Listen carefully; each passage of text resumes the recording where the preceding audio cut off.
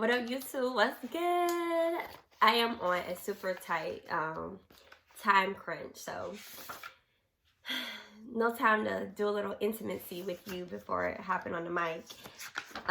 But just know I love y'all. So if right now, subscribe, because if you don't listen to the podcast, a lot of times before, like what I'm doing right now, I get on YouTube, I get my jitters out, I talk to you guys a little bit, and it's exclusive before I even get on the mic for my podcast listeners. And low key, I'm recording this a second time because the other one, I just got the feeling like I kept hitting stuff. I did my mouth exercises, but I kept getting tongue tied, and I was just like, something don't feel right. Let me just start over. Like right now, I feel like the mic is hella close, hella far away. And I know it has to do, I know it has to do with, see, like everything is kind of everywhere. Is it retrograde? Is that what everybody blamed it on? I don't know. I felt off all of a sudden. It's super weird. Maybe after recording the podcast, I'll feel a lot better. It's a busy week too. You ever had a moments where you be just off and you be like, where is that coming from? The cool thing is I'm able to recognize it and check it more so now. So after I do this pod, I'm definitely going to take a moment to just go for a walk and redirect. I'm supposed to be working on a script for something. Surprise, surprise. There's a big surprise coming. But I'm recognizing my mood is kind of shifting a little bit. So I'm definitely going to go for a walk to kind of digress my mind or whatnot. But we're gonna record this podcast. I know that for sure. All right. I'm locked back in. Got my book. I got my outline, and I'm ready to go. God bless and cover me as I complete this episode. In Jesus' name, amen. What up, crew? What's good? It's your girl, Sade, ready for another episode of the Crew Book Club podcast. I am locked in with you guys, okay? Welcome. First of all, how are you really feeling today? If you like, girl, I'm feeling good, feeling great. Hey, feeling good, feeling great. How are you? Keep that same energy. If you like me, today, I'm feeling a little off. My mood just kind of switched a little bit, and I really don't feel like being bothered, but I feel like being bothered with this. I want to record, so in my mind, I'm like, okay, after I finish recording this episode, I'm definitely going for a walk to digress, because I'm at the point in my life now where I've caught when my spirit is shifting, and I know exactly what I need to do to shift out of that thing, and recording this podcast brings me so much joy and happiness, on top of the fact that after this, I'm definitely going to go take a walk. And, you know, maybe it's because I am recording this on a Monday. A new episode just dropped, but when you hear this one, I would have recorded last Monday because I'm going out of town and I'm trying to like get everything in order. So maybe because I'm used to recording the podcast on Thursdays and I'm recording today, it's kind of throwing me off a little bit. But you know what? What do? We keep it P. We keep it pushing. And it is what it fucking is. All right. I'm feeling good already. I'm feeling better already. All right. Listen, there's a huge thing happening. When you hear this, if you follow my social, you will be in the know that the meet and greet is popping. The meet and greet is happening. I am overly excited to meet you all in person. For the people that are here locally in Jacksonville, Florida, come and holler at your girl. November 5th, Saturday, November 5th. The link is in the show notes for you to get your ticket to meet me in person, and also other listeners, other like-minded people. If you're listening to this podcast right now and you show up, you're going to meet more people who have that mindset, who want to grow, who want to elevate, people who want to read books, people who actually read books, people who like to be challenged. That is the type of vibe you will experience at the meet and greet. So this is not just about meeting me, your host, Sade. This is also about meeting other members of the crew. All right. Also, we're gonna do some activities. It's gonna be super social. I'm gonna have some wine, some drinks for you guys, and some other little things that are gonna be happening.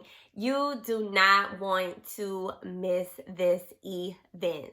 This is my first one. And let me tell y'all something. When I throw something, it is always with purpose.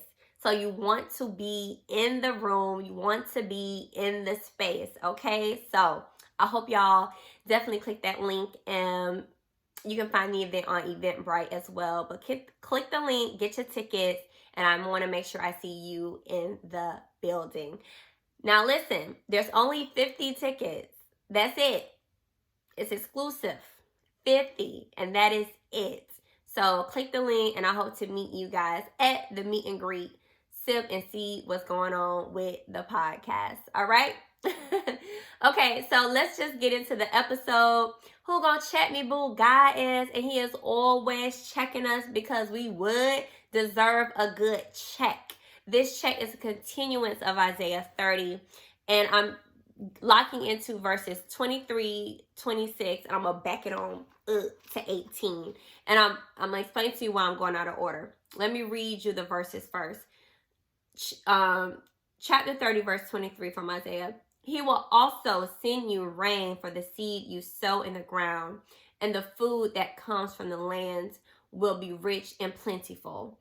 And that day your cattle will gaze in the broad meadows. 26. The moon will shine like the sun, and the sunlight will be 7 times brighter, like the light of 7 full days, when the Lord binds up the bruises of his people and heals the wounds he inflicted. So if you read back a little bit of Isaiah, it's about people not doing what they're supposed to do. It is like God checking them, like correcting them. And he's inflicting these things, and people are questioning why and things of that nature. And it really checked me because I was having a struggle last week about something, being super excited about the podcast and sharing it and the event. And I got this weird vibe from certain people about it. And I was just like, what the heck? Like, these are the same people who was congratulating me about it. And now that I'm making an additional step, it's like, oh, you're doing too much or whatever. Just the vibe was off, and it kind of threw me off for a second. And I had to realize, like, one, everybody not going to be for you, and some of the main people who for you, not really for you. And I asked God to expose that, which he's doing. And we have a relationship where he can tell me, go here, do that, move back, fall back. And he also placed people in my life to check me in that same way. And when I'm reading this, I'm like, it hit me, and a pastor can check me in this moment if I'm wrong. But when he was like, he will also send you rain for the seeds you sow in the ground. And it made me think, the seed that I'm sowing in the ground needs the rain. You know what I'm saying? For the seed to be able to grow, it needs to rain. And a lot of times in the rain, we don't want to get wet. It don't feel good. It don't look good, but it's purposeful. And I felt like whatever rain and storm I'm feeling, it's definitely for the seed that is brewing. And I was reading today about adversity and when somebody coming against what you're doing, the enemy stays quiet for stuff that he ain't worried about. Oh, he big worried about me. But let me tell you something, I ain't big worried about him at all, okay? And I also know it's not always the devil. And that's where, right in that same chapter, I got checked, because sometimes we always say it's the devil, the devil, the devil. And a lot of times we need to be giving God credit, because we be our own devils and messing up our own stuff. And God got to come in and tear that behind a little bit. You know what I'm saying? Some correction. And we get upset and mad about it. And then it was just like, his people Lord binds up the bruises of his people and heals the wounds he inflicted. And if I'm going to get inflicted by anybody, I'd rather be inflicted by God. And some of y'all, that's not going to resonate with you. I'm going to just ask you to get in his presence more and you'll understand. But I'm speaking to the people who get what I'm saying. And this is where it's like, okay, God, that same infliction that you might use on me and the bruises I might get from that, that's the same power that you have to make my enemies a footstool, okay? So I want God to be that powerful where he can check me but also heal me in the same moment, okay? So, and then I backed it up a little bit and I was like, well, let me read some more. And then it hit me on chapter 30, verse 18. It says, yet the Lord longs to be gracious to you. Therefore, he will rise up to show you compassion. For the Lord is a God of justice. Blessed are all who wait for him. And it's like, duh. Let me wait on him instead of going down roads and valleys that I know I shouldn't be going down. Talking about I'm in the valley because da-da-da-da-da. But it's just like, okay, well, let me wait on him to guide me on where to go. And if God put me in that valley, he's going to correct me to be able to get out of the valley to make sure I'm doing his will. And a lot of times it's just so you can know that it's God and not you. Ooh. So, yeah. That was Isaiah chapter 30, verses 23, 26, and 18. I highly recommend the entire book of Isaiah. It's really, really dope. I just wanted to bring that to you. That was a really good check for me. And it stemmed from the verses last week that we discussed, chapter 30, verse 19 through 22. So I just wanted to continue that because it's so good. But yeah, so that was who Gon Check Me Boo God is. He is always checking us. All right, let's get into some crew love. Y'all, like, crew love is on 10. I appreciate all the love on social media. You can find us, the Crew Book Club, on TikTok, Instagram, and fan base. You can also see the YouTube channel. Definitely subscribe to that. The special thing about YouTube, the videos are completely unedited. So you get everything from my mess ups to my pauses to my redos to everything. It's just, and let me tell y'all, it's not because I don't want to be honest. It's not because I want you to see me scratching my throat, and I don't have time to edit my YouTube videos between real estate and the podcast. But also it kind of shows this beautifully authentic version of me where it's live. It's like live TV. You're going to get what you get. It's unedited and it is what it is. So, and I also, in the beginning of the YouTube videos, I have little story time and little nuggets that is not going to be on the podcast. So that's some exclusivity that you get on subscribing to the YouTube channel as well. All right. So leave a review, subscribe. On here on the pod, if you leave a written review on the Apple Podcast platform, I will share the review on right here on the pod. All right, understand the books that I read, I definitely try to make sure they're on Audible because I have a partnership with them, and audible.com/crewlove. That's the promo code CREWLOVE, Crew Love. You can get 30 days experience through Audible where you can listen to the book.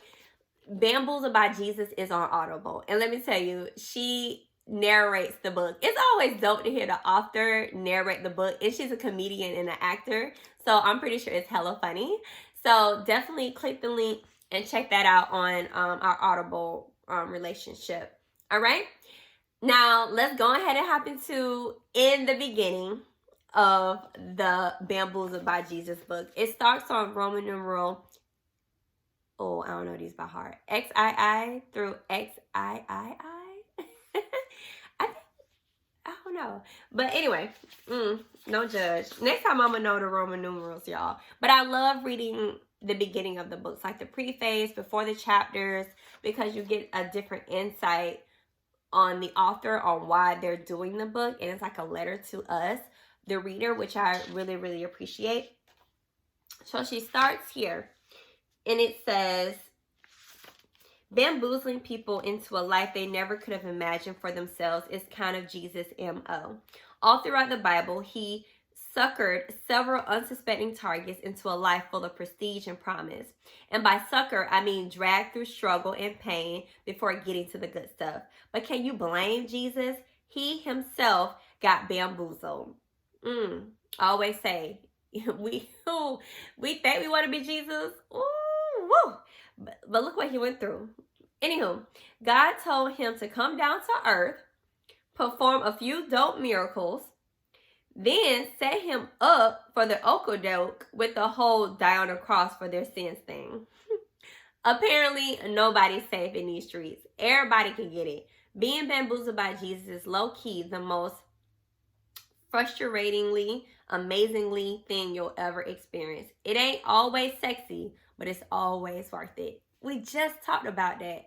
And what would do? Who Gon Check Me Boo? It also says here, which I totally agree with this statement. Faith impacts my success and my life in general. It's hard for me to separate the two. And I also learned in my journey of faith is that you cannot talk. Oh, wait, pause. Go back. You can talk to everybody from a spiritual mindset. Just know everybody not going to understand because they're not seeing it from a spiritual mindset. So be very careful when you feel like you're getting upset when you're talking to somebody from a spiritual perspective. Everybody not going to get it. Everybody not meant to get it, okay? Now, if you're a testament and they choose to try to figure out, understand, but if someone's being combative, just know that you're speaking from a place that they do not understand. And God referenced them in the Bible as a fool. Ain't no point in arguing with no fool, child. They ain't gonna get it, all right? I can't convince you what Jesus do for me. I can only live it, all right? Also, it's like, she says here, which I love about her too because I'm a hip-hop head. I love hip-hop. She says, I'll throw in a DMX or a Cardi B reference for good measure because I'm well-rounded like that. I tell people all the time, sis, I can go from Shirley Caesar to Meg Thee Stallion real quick. Okay? All that in between. Little Nipsey, a little Uncle Luke. Hit me up. What's good? We gonna party. But I'm also praise Jesus. All right? I scream just as loud at church that I don't even scream at concerts. Like artist concerts, I really be like vibing and in the zone. But I will be screaming at church just as loud as if I'm screaming at a concert. Okay? So I love being real well-rounded. In my notes, I put I'll reference Lotto to Sarah J. Roberts in a minute. On page XVI, it says, this is not a self-help book. It's a get yours book. Which is so true. A lot of times before I get on the pod, I finish the book completely. And yes, it's like I cried reading some of these things. Not because it was sad. It was because, dang, it was like rooting for her and seeing her, how she wrote the story and what she went through. I saw myself in that. And that's why I love this book too. It's super relatable. She says here, I'm not the type of chick that'll give you the advice like that friend you love to have. You know, the one who doesn't challenge you, who pacifies you and allows you to lie to yourself about your deficiencies until years later you realize that you've been letting the most basic things keep you from living your best life. Yeah, that's whack. Same here. I am not the friend to sugarcoat stuff for you. I'm not going to pacify you. I'm going to keep it 100 with you. And it's not being rude. It's just holding you accountable to the things you say you want to be accountable for. I'm that friend. You tell me, I don't want to be this person in a relationship. I don't want to do this. And when you do that, I'm going to be like, hey, sis, what happened? You said, I'm just saying what you said. And I'm also the friend, like, how you want me to show up for you. If you don't want me to show up a certain way, I understand. I respect it. Be over there. But like I tell my friends all the time, I need you to keep it 100% funky with me. Even if I might not agree, I need you to keep it real with me. Am I crazy? Am I doing too much? I need those type of friendships. And I love she made that note in the book. All right? So she also talks about, oh yeah, I already mentioned that. This is not a self-help book. It's a get yours book. I always tell people, I don't like the name self-help because it's just like, oh, we're going to get self-help. But it's like, no, it's a get yours type of book. I like to read books that's going to get me right, get my mind right, and ready to take over this motherfucking world. Ayy. And understand that everybody don't talk like me either. And everybody not gonna understand my relationship with Christ. And I definitely go against the grain a lot of the times, because baby, I'ma do me, because me doing me is what God asks of me to do. All right, my life is not my life. Okay, on page XIX, and y'all gonna check me about not knowing these Roman numerals, but do I care? No. This book is to be someone who enjoys learning, laughing, and leveling up. That's it. And I feel like that definitely summarizes the crew. So this just makes the book even more fun and relatable to the Crew Book Club podcast. Now, getting into the introduction. The introduction title, it says, The Do's and Don'ts of Getting Bamboozled. And I'm going to just read all the rules to you. Rule number 1, don't check the fine print. Page 5. I took these little tidbits out of each rule. It says, that's how getting bamboozled by Jesus works. You believe the dream, get hooked on hope, then get sucker punched by the fine print before eventually winning the prize. Excuse me. Taking that leap of faith was definitely the right thing to do, but thank God I didn't read the fine print about how my decision would cause a strain in my family for almost 8 years. The backstory that she talks about before getting to that point was, she's Nigerian, if I'm not mistaken, and she was like, that you either got to be a doctor, a lawyer, or something of that magnitude to be considered successful in their family. And so she's going completely against the grain of wanting to be a comedian. And this is after she went to school and she was giving herself time before pursuing anything else. But she was happy that she took the leap of faith. And I want to ask you, what is your fine print that you're paying so much attention to that you probably shouldn't be, because you're not allowing God to come in and bamboozle you? All right? Because you're trying to be so on point with everything else instead of letting God lead your life. All right? Ooh, and it's something about that sacrificing and not caring.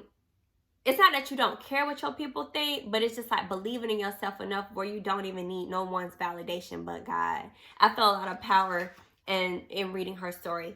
Rule number 2, do allow God to add his super to your natural. Oh, yes.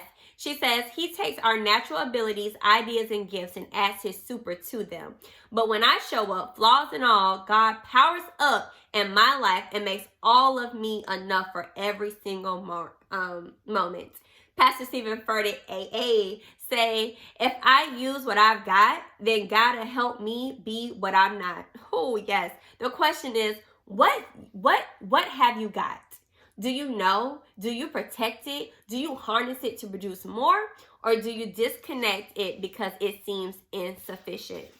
I was like, oh my God, oh, come for me. Because a lot of times when I'm doing this podcast, sometimes that junk do be hitting. Like if I see my numbers drop or they're low or the interaction isn't high with a particular episode, I'm like, okay, God, you told me I need to be doing this, but it's just like, what are you doing it for? Who are you doing it for? Okay, even if it just touch one person, I am doing what God has asked me to do. If it don't touch nobody at all, I am doing what God has asked me to do. If only one person like it, I am doing it because God has asked me to do. So that is what it is. All right. Rule number 3. Rule number 3. Do let God build an accessible realm. Okay. It says here, at times these disabilities present as emotional, physical, or financial deficiencies. While we might see them as disadvantage, God sees them as opportunities. He takes our special needs and becomes the ramp to get us over every hurdle. God doesn't choose the perfect, sis. He perfects the chosen. Oh, yes, God. Ooh, no one's perfect. I think we had that quote last week about being imperfect. Like, it is funny how imperfect spells I'm perfect. Oh, did I hit you with that? Did you catch it? Did you catch it, sis? So whenever you think you imperfect, I want you to add that little hyphen over that I and separate that M and that P and be like, nope, I'm perfect. All right. Rule number, oh wait, before I get into rule number 4, she makes this point in rule number 3. Do let God build an accessible ramp. On page 10, she says, the truth is, God needs your broke down, no goods, shameful, and imperfect. If we had it all together, there'll be no need for him to work miracles in us. Woo, sometimes, sis, we got to be broke down and disgusted to the flow, completely letting go, lost whatever, for God to come in and be like, I just want to show you that I am God. Okay, the redeemer of time. All right, so we got to trust in him. Rule number 4, do show up so God can show off. Yes. She says here, now that I'm full grown, life has taught me that showing up is actually half the battle. The other half is showing up prepared. Basically, stay ready so you ain't got to get ready. Okay, so when the opportunity comes, you got your in line. What's up? And all they're doing is enhancing what you've already prepared yourself for. My God, come on. Also in rule number 4, she says, start now to show God you mean business. He'll show you his many blessings. Practice this in big and small ways. Show up to the event when they say it's sold out. You never know who's got an extra ticket with your name on it. Funny story. This actually happened to me.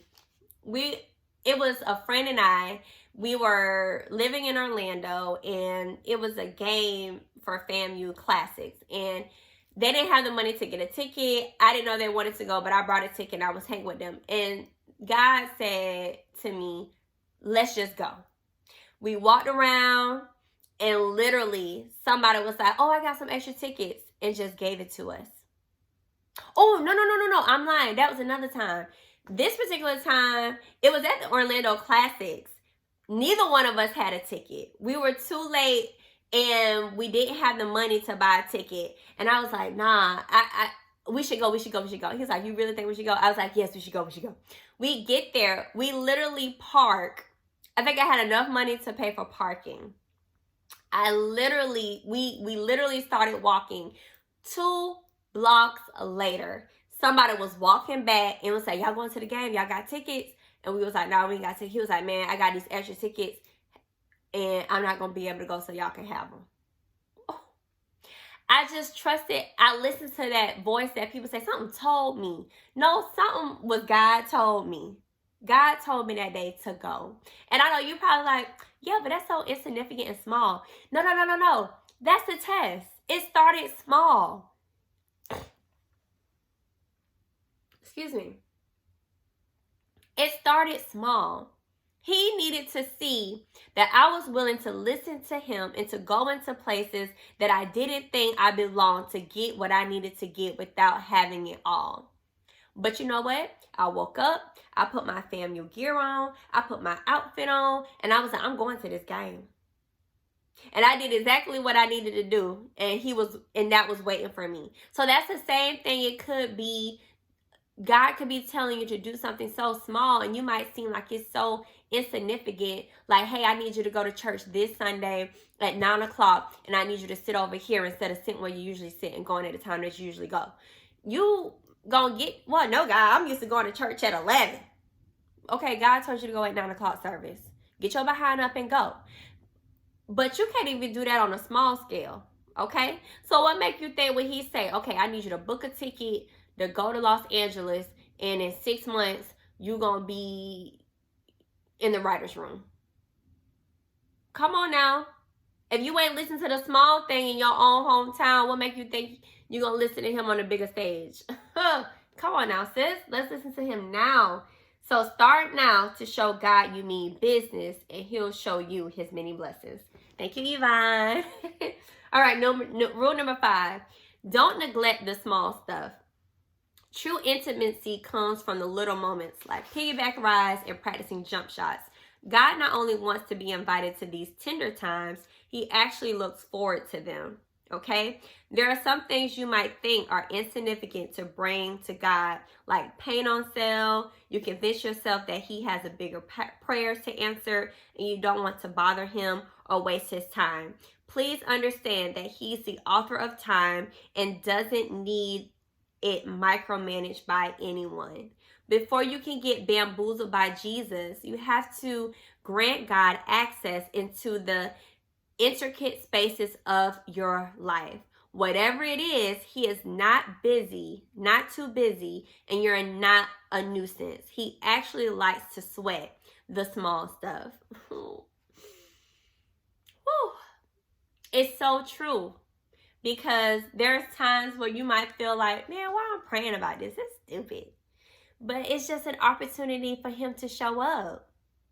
For you to see like, oh, wait, that ain't nothing but God doing this. I remember, I don't know if I told my tithing story here on the podcast.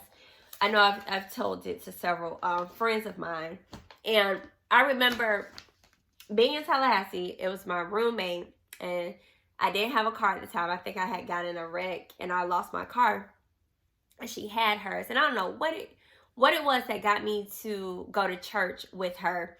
And she's like, girl, just come with me. And so I was just like, okay, I'm going to go to church with her.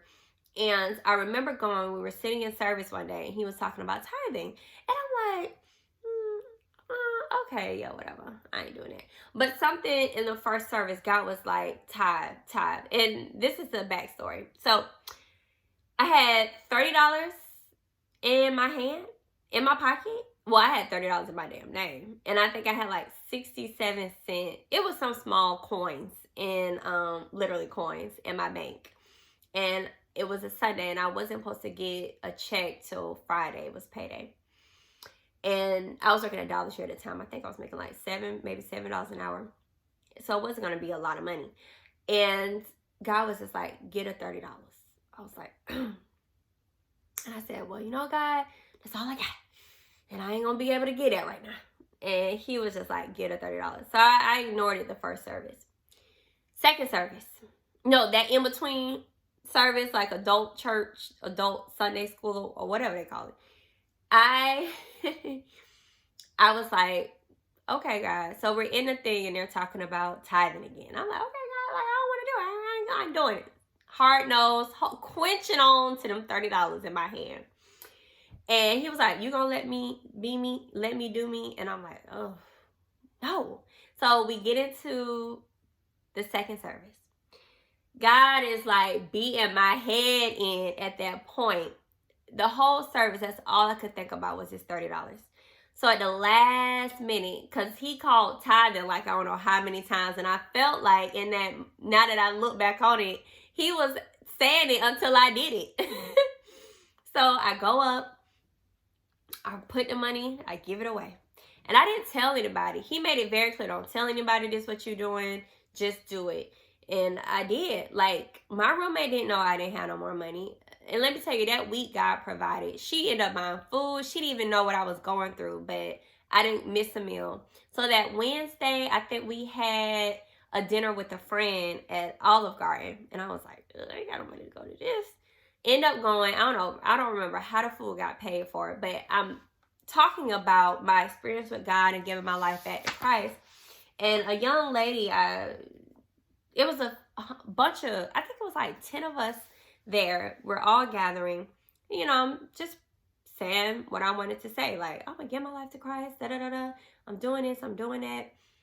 And then by the end of that week, before I even got my check, this girl calls me and she says, hey, I just got to say, I was listening to you talk about God and you giving your life back. And I told myself that I'm going to pray for the first time in a long time. And I prayed for my financial aid. And I said, God, you give me this financial aid. I'm going to give this girl $300. And yeah, so I didn't know that's what she prayed. So I woke up one day and she was like, hey, she called me. She was like, hey, Sade, I got something to give you. I was like, oh, okay. So I see her and she puts $300 in my hand. And I literally broke down and cried because I had nothing. And God was just like, you trusted me. And just like that, I got back tenfold what I had given him my last. So and in that moment, I knew it was nothing nobody could say. It was nothing that nobody could do that could tell me it wasn't a God. And still to this day, I tithe religiously. And my husband, we used to get in these rafts of arguments of him not understanding. And now I realize, like, I'm speaking to him from a spiritual perspective that he don't even understand. And when he used to go hard at me, I used to go back and forth. And then it got to the point where I didn't even entertain. And I would just say, you just don't understand. And I would continue to do it. We don't have that argument anymore because I stayed strong on that. And I say all that to just say, trust God, even with the small things, even when you feel like it's your last, like, trust him. So yeah, that was the beginning of this book, y'all. It's gonna be so good. It's gonna be a full episodes of getting checked and Bamboozled by Jesus. So I hope you really enjoyed that. Next week we'll be getting into part 1, the burden, all right, with Yvonne, Orji, and Bamboozled by Jesus. But that was the beginning and the introduction of the book, the do's and don'ts of getting bamboozled. And yeah, it's really good. And when you feel like you're getting overly bamboozled and you stress the heck out and you need somebody to turn to, I highly suggest getting you a therapist, locked and loaded and ready to go. Just a little testament. It's not a financial issue. Well, I guess it kind of is. And, with health bills and all of that other things are piling up with health stuff. And I wanted to go back into therapy, but my significant other doesn't feel, I don't know, he feels a certain way about therapy. And I was just like, but I really need to go back, but it's going to cut into some money, yada, yada, yada. And I was just like, I'm going to just sign up for it. So I signed up for it, and then I didn't push all the way through because I wanted to wait for my health insurance card to be replenished. And then I get an email, and it's like, oh, we'll take it from $50 a week to $40 a week. And then I'm like, I spend $40 a week on goddamn coffee.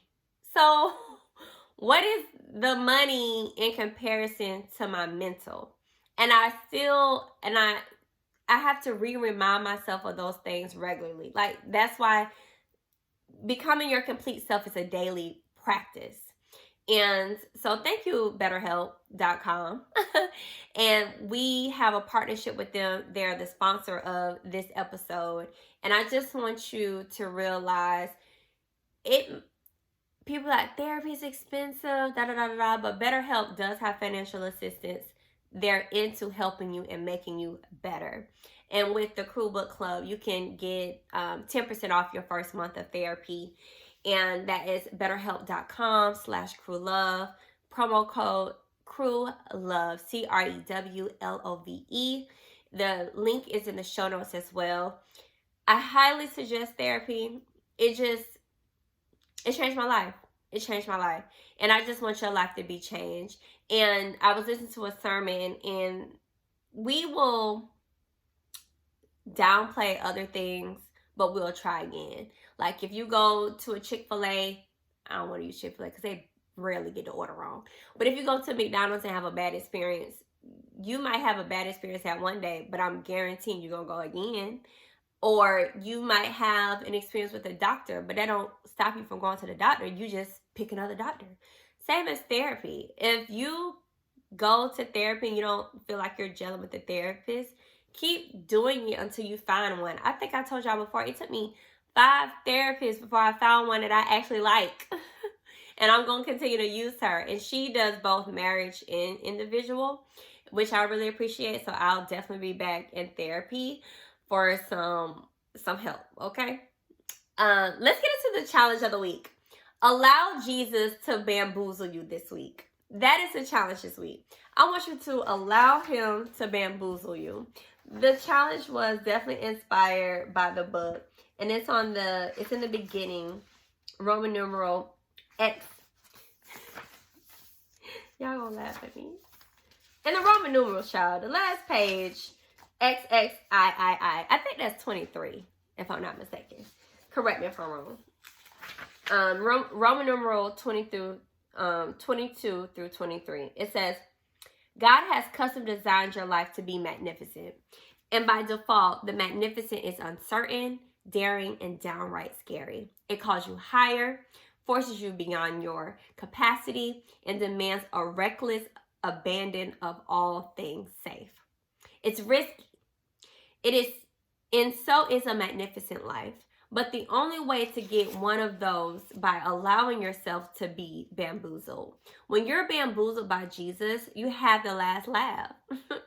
He'll have you dreaming improbable dreams and living a life so unimaginable, you wouldn't believe it either if it wasn't your own. I'm sorry, y'all. Ooh. Rewind that. When you're bamboozled by Jesus, you'll have the last laugh. He'll have you dreaming improbable dreams and living a life so unimaginable, you wouldn't believe it either if it wasn't your very own.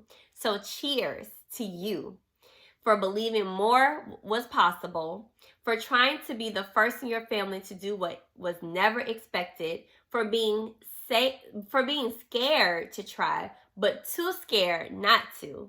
Let's go get bamboozled together. The life of our dreams awaits. All right? So crew, I want you to go out and get bamboozled by Jesus. All right? That is the challenge of the week this week. And you know we got to get into what would the crew do? What would the crew do, child? Oh, goodness. It was DM'd to me. It says, what should I do if I'm no longer motivated to continue my small business idea? Well. Let me just say this one quote by the great Jim Jones. I was reminded of this morning. When you don't feel motivated, stay consistent. I don't care what you do or try, it's going to come a day when you ain't motivated to do it. All right? And that's where you just got to push through and ask God to give you the strength to be consistent. Consistency is key. All right? Now, if you thinking this is something I don't want to be doing or I should be quitting, that is a bigger thing. You need to really go to God and be in his presence. And people probably like, you say that about everything. Because it's true. It is so true. I always have to give you from a spiritual perspective, really go to God and really make sure. I always tell people, they ask, so how do you got the energy to do what you do? I said, this is just the beginning, honey. So God is preparing me. And if I can't do this, what makes you think I can go to the next level and do more? So I just trust in God when you're making decisions about your small business.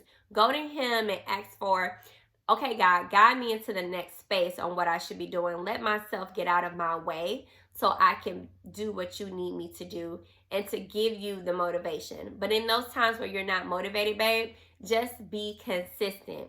Do it anyway. Do it anyway. And if you need more specific ideas on what to do for your business, message me. I might just have a little something for you. And we can continue the what would the crew do part about being motivated in your small business. Like, is the money not coming and you losing motivation because you feel like you're doing a lot of work and the money not coming? Because if that's the case, a lot of small businesses be going hard. Like, how long you been doing it, sis? You can't do something for not even for 1 year and think it's supposed to be blowing up out the water. You know what I'm saying? Or when you are making money, are you using it to reinvest in your company? Or are you spending it? You know what I'm saying? Have you written down the vision and the goals and following that? Is that why you're not motivated? Because you don't have a plan? Those are all things to take in consideration. So if you want to send me a more detailed message about exactly what you're not motivated to do, we would love to help you. All right? So that was What Would the Crew Do? Ask advice. Keep sending your questions. You can DM DM them to me on Instagram or fan base, The Crew Book Club, at The Crew Book Club, or TikTok. I think TikTok has DM, I'm not sure. Also, you can drop them in the comment section on the subscription on YouTube, or you can email thecrewbookclub@gmail.com and ask ya Yvonne so I can answer it on the pod. All right, I'm gonna let you guys get out of here, but before we go, I just gotta give you the quote of the week. Hey, the quote of the week is, maximizing tomorrow depends on how well you execute today. Okay? So go out into the world, build, compound, all that work ethic and interest to grow into a better you. And also go out and let God bamboozle you, okay? If you're going to get bamboozled by anybody, get bamboozled by Jesus. I will holler at y'all later.